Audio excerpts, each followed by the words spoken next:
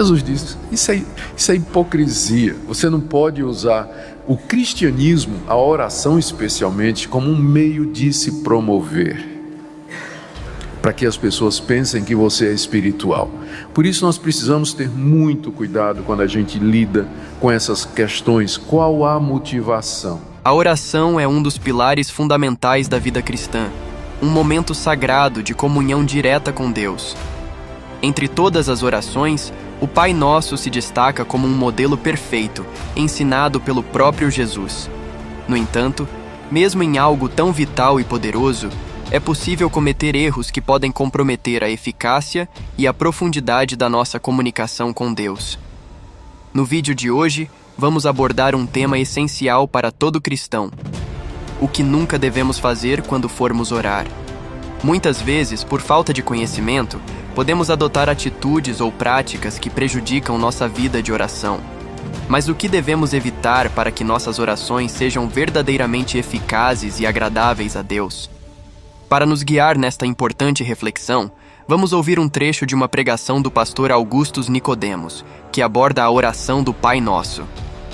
Ele nos trará ensinamentos preciosos sobre os cuidados que devemos ter ao nos aproximarmos de Deus em oração, usando as lições que Jesus nos deu.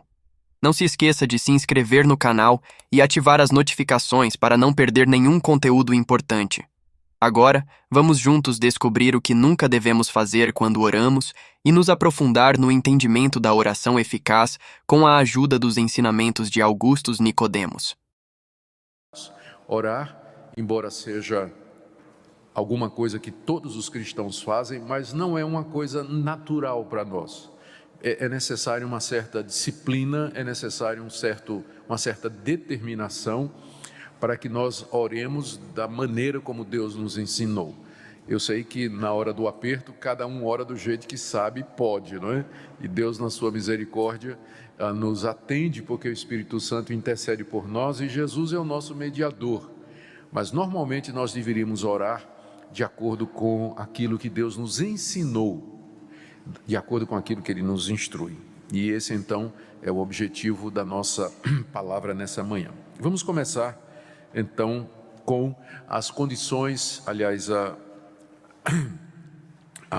as duas coisas que Jesus ensinou aos discípulos, a nós, que deveriam ser evitadas na oração. Eu chamo a sua atenção, em primeiro lugar, no verso 5, para as palavras iniciais com as quais Jesus introduz o assunto. Ele diz assim: e quando orardes. Ele não diz se orardes, mas quando orardes. Ele está pressupondo que nós vamos orar. Orar é uma obrigação de todo discípulo. Então não é assim, no dia que vocês orarem, ou se vocês quiserem orar, mas Jesus está pressupondo que a oração é alguma coisa que vai acontecer. Não há no Novo Testamento nenhuma orientação sobre o tempo da oração. A Bíblia não diz quanto tempo a gente tem que orar. 5 minutos, 10 minutos, 1 hora, meia hora. A Bíblia não fala sobre isso. A única coisa que o Novo Testamento nos ensina é que nós devemos, com relação ao tempo, é que nós devemos orar sem cessar. Ou seja, a oração tem que ser alguma coisa constante na vida do crente. Alguns oram 5 minutos, 10, 15, outros oram 1 hora. Eu acredito pessoalmente que quanto mais tempo nós tivermos com Deus, melhor. Para, com calma diante dEle, abrir nosso coração, trazer as necessidades das pessoas, as nossas necessidades. Mas o que nós não podemos fazer é dizer que somente se você orar 1 hora por dia é que você é uma pessoa de oração. Nós não podemos fazer isso porque a Bíblia não faz isso. O que a Bíblia diz é que você tem que orar sempre. No carro, em casa, na cozinha, na universidade, na escola, no seu trabalho, onde você estiver, você tem que estar em atitude de oração, espírito de oração, aberto diante de Deus, em comunhão com Ele. E durante o dia você pode estar falando com Deus, assim, orações pequenas, tipo assim: Senhor, esse cara acaba de me trancar aqui, né? Quase que bate no meu carro, eu oro pela vida dele. Em vez de soltar um palavrão, né, contra aquele cidadão, né, você pode passar o dia inteiro sobre isso. Você está lá na cozinha preparando o almoço, você diz: Senhor, eu sei que lá na igreja fulana de tal está passando por necessidade, não tem o que pôr na mesa, e eu estou aqui com essa fartura, eu quero orar por ela nesse instante, Senhor, e já que o Senhor tocou meu coração, eu também vou levar alguma coisa para ela, ou vou dar uma contribuição para ela. Tem motivo para oração o dia inteiro, para você passar o dia todo antenado com Deus, em comunhão com Ele, ligado com Ele, Deus fazendo parte do seu dia a dia. Isso é o que a Bíblia ensina: orai sem cessar. Agora, você pode querer tirar um momento separado, a sós com Deus, com sua esposa, com sua família, enfim, ou com seus amigos, ou na igreja, específico para a oração. Aí você tem várias vantagens para isso. Você pode se concentrar, você pode ler a Bíblia, que vai orientar a sua oração. Você pode, junto com os irmãos, ter uma visão mais ampla das coisas pelas quais você realmente deveria estar orando. Então, é importante, por isso que na igreja nós temos reuniões de oração, nós temos esforços para que os crentes se reúnam, mas esses movimentos, reunião de oração na igreja, esforço de oração, eles vêm para nos ajudar, porque é dever seu orar o tempo todo. Orar o tempo todo, estar em comunhão com Deus. Por isso Jesus diz aqui: quando orardes, quando orardes. As duas orientações são estas, as duas coisas que temos que evitar. Primeira, não sejam como os hipócritas. Primeiro a gente tem que definir o que é um hipócrita. A palavra é muito interessante na língua grega, significa esconder-se atrás de alguma coisa. E esse nome hipócrita, ele primeiro foi dado aos atores do teatro antigo, que quando se apresentavam no público numa peça, eles traziam uma máscara. Vocês já devem ter visto isso, né? Tem uma máscara em que a pessoa está rindo com um pauzinho e a pessoa bota na frente da cara, né? Ela pode estar até chorando, mas pela máscara o que aparece é o riso.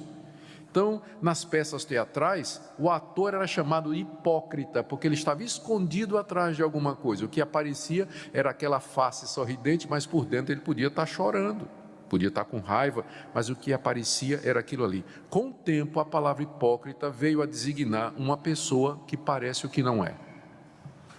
Alguém que dá a impressão de que é alguma coisa, mas na verdade ela é outra diferente. Daí o nome hipócrita, que já era comum na época de Jesus.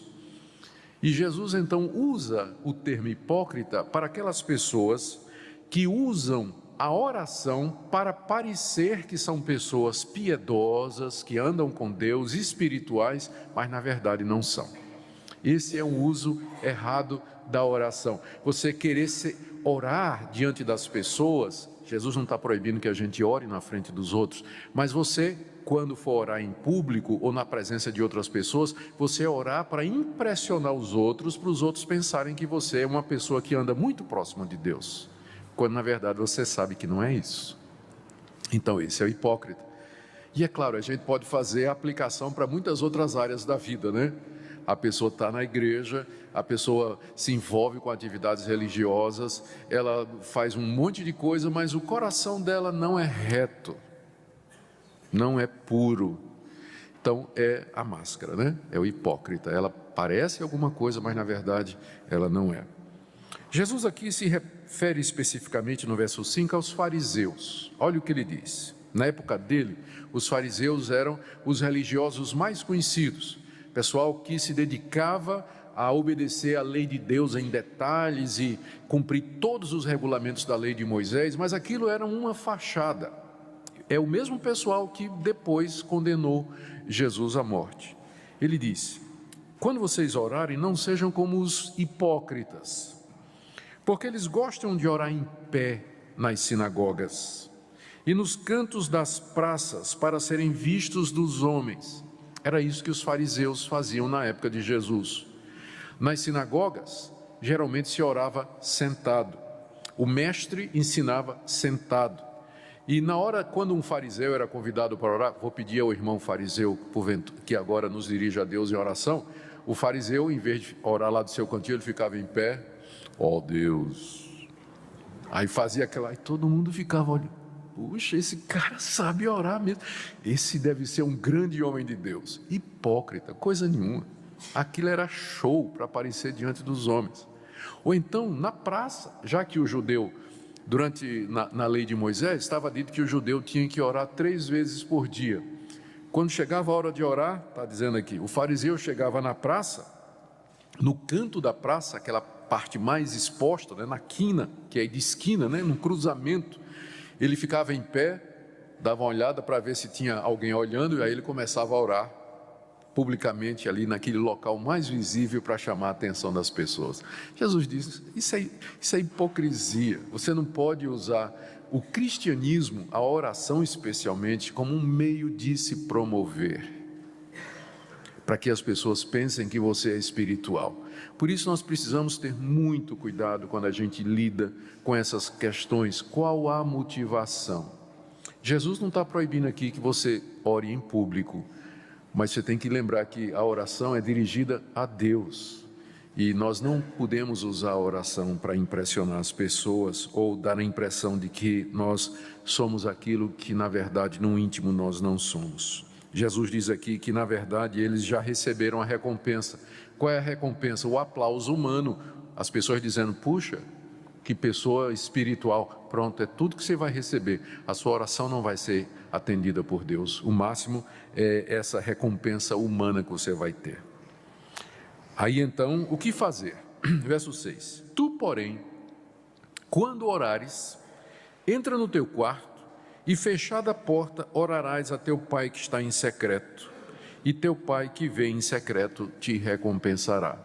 Como eu disse, o Senhor Jesus não está proibindo que você ore em público e não está dizendo que a oração boa é somente aquela que é feita você trancada no quarto.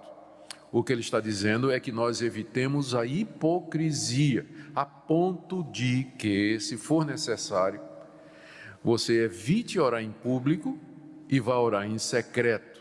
O que Jesus está recomendando aqui é a sinceridade de coração, é a comunhão entre você e Deus, longe dos olhares humanos, ou longe de buscar a aprovação humana. A oração é um momento entre você e seu Pai que te vê em secreto, que vê você lá no quarto, onde ninguém mais te vendo, Deus está te vendo.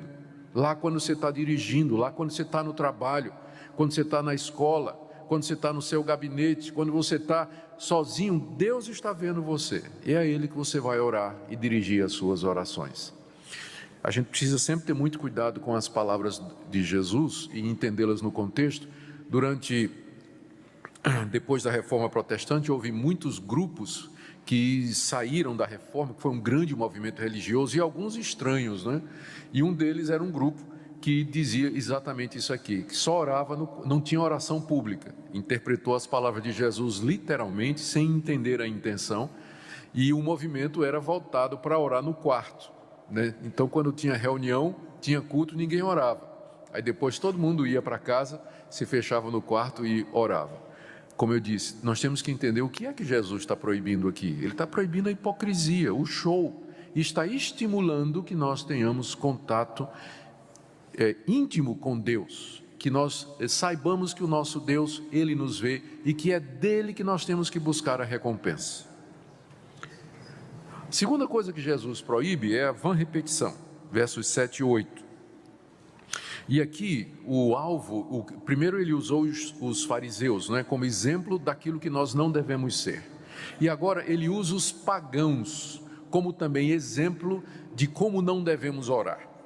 Os pagãos, eles também eram bastante religiosos. A gente às vezes pensa que só os cristãos é que são religiosos. Não, os pagãos têm as suas religiões. Eles acreditam nos seus deuses, eles oram a seus deuses, eles trazem ofertas para os seus deuses, eles seguem o código moral que eles acham que vem dos deuses deles. O problema é que isso não é baseado na revelação de Deus, vem da imaginação humana, não só os deuses, mas também todo esse sistema religioso que eles têm.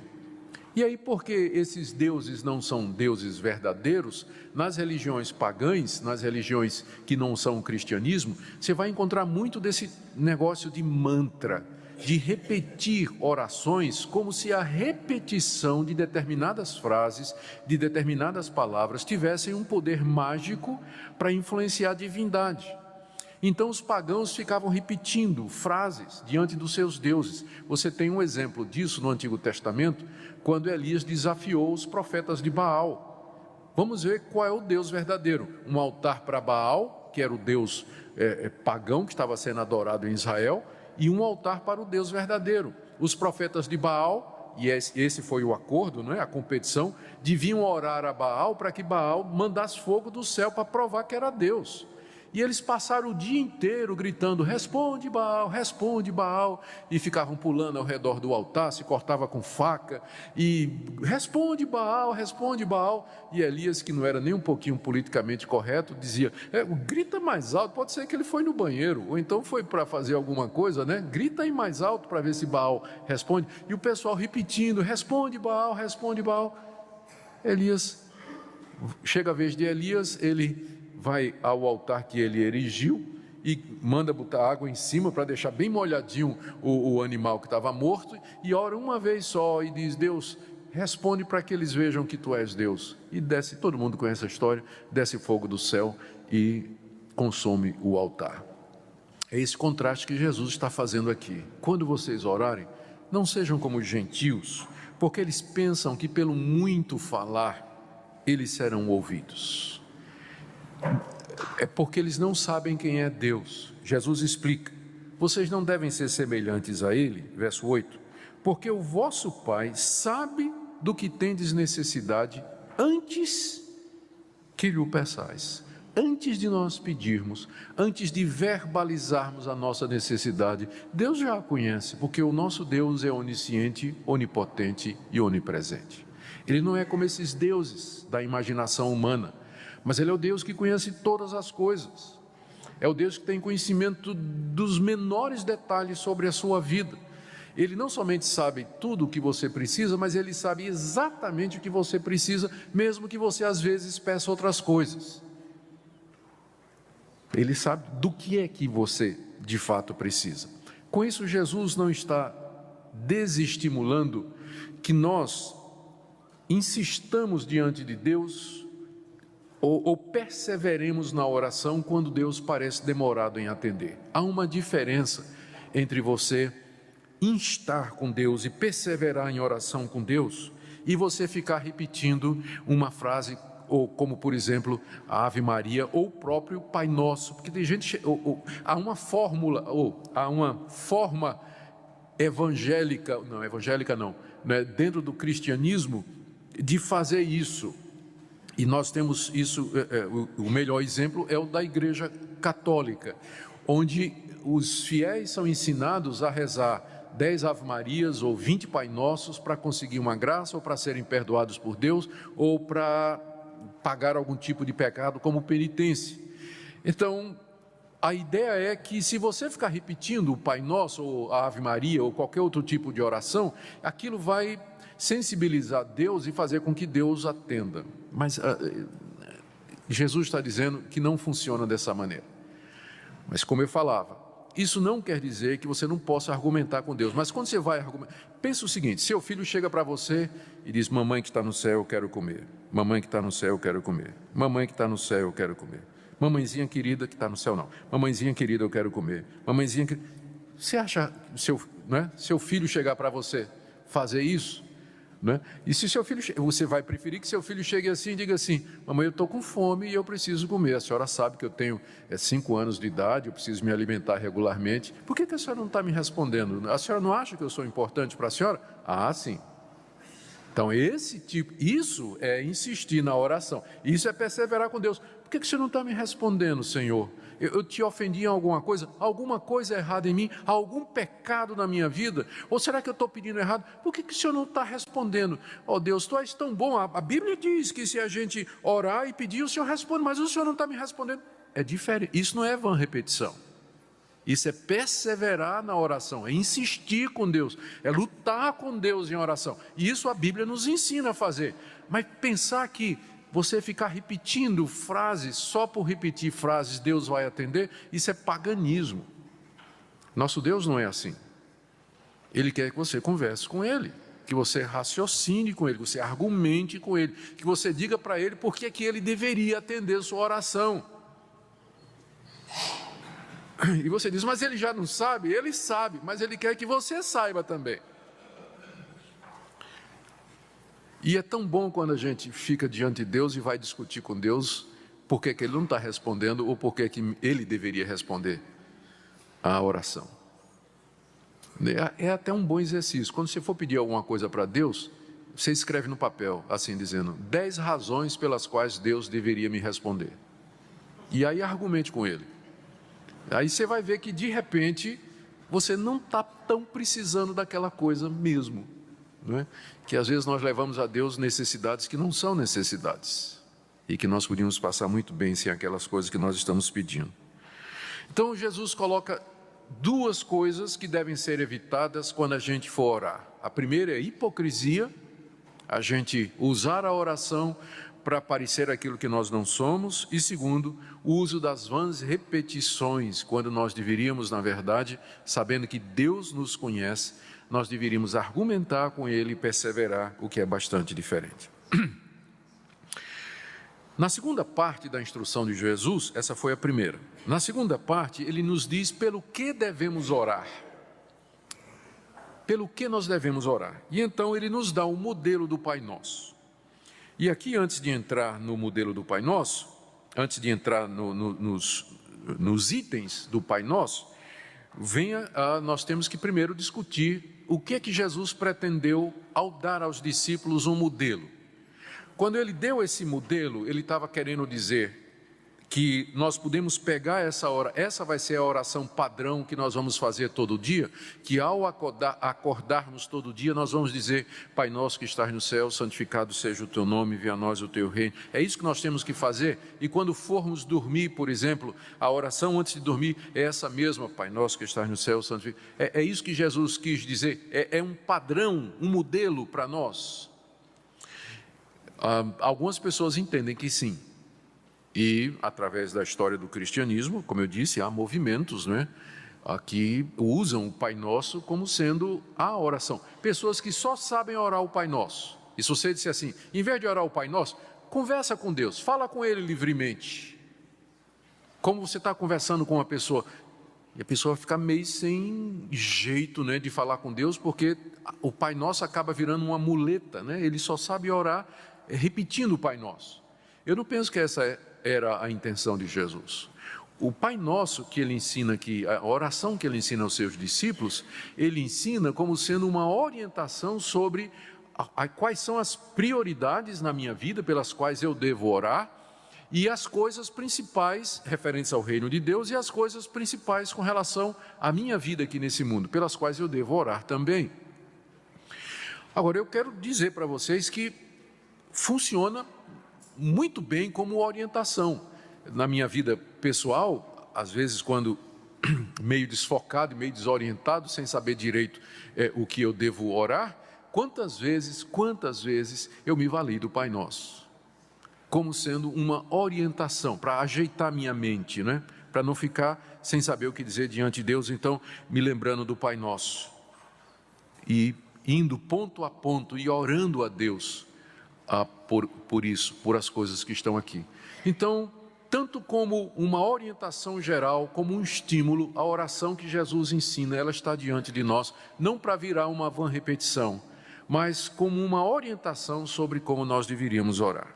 A oração é uma prática espiritual central para os cristãos, um canal direto de comunicação com Deus que nos permite adorar, agradecer, confessar nossos pecados e buscar orientação divina.